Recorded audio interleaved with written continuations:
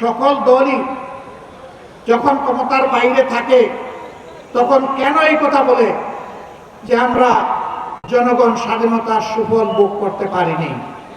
এক এক করে ৫৪টি বছর জাতির ইতিহাসের পাতায় স্থান করে নিয়েছে। তারও আগে অবিভক্ত ভারত যখন ইংরেজরা এই দেশ শোষণ করছিল, তার কবল থেকে মুক্ত হওয়ার জন্যে যারা লড়াই করেছিলেন, তাদের ধারাবাহিক লড়াইয়ের ফসল হিসাবে ৪৭-এর ১৪ই আগস্ট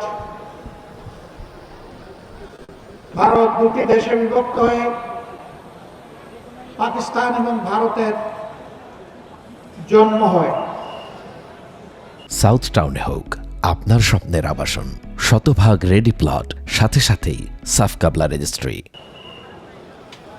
ওই লড়াই থেকে শুরু করে ৫২-এর ভাষা আন্দোলন, ৭১-এর মুক্তিযুদ্ধ, ৯০-এর গণ আন্দোলন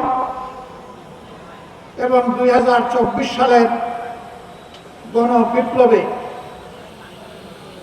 আর তার মধ্যবর্তী জায়গায় যারাই অবদান রেখেছেন, ত্যাগ স্বীকার করেছেন, জীবন দিয়েছেন, লড়াই করেছেন, সেই সমস্ত শহীদ এবং গাজীদেরকে আমি গভীর শ্রদ্ধার সাথে স্মরণ করছি।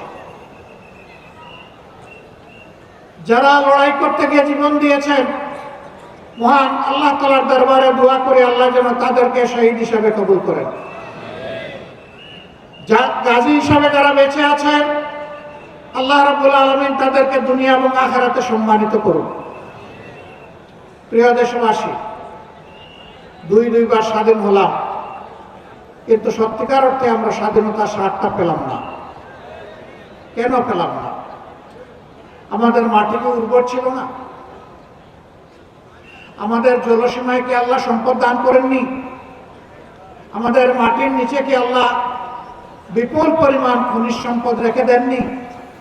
সমুদ্রের নিচে অকল্পনীয় সরকার সম্পদকে আল্লাহ তাআলা আমাদেরকে দান করেননি? আল্লাহ তাআলা সবই দান করেছে।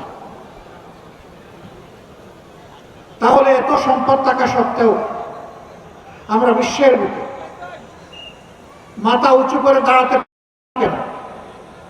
সকল দলই যখন ক্ষমতার বাইরে থাকে তখন কেন এই কথা বলে যে আমরা জনগণ স্বাধীনতার সুফল ভোগ করতে পারিনি?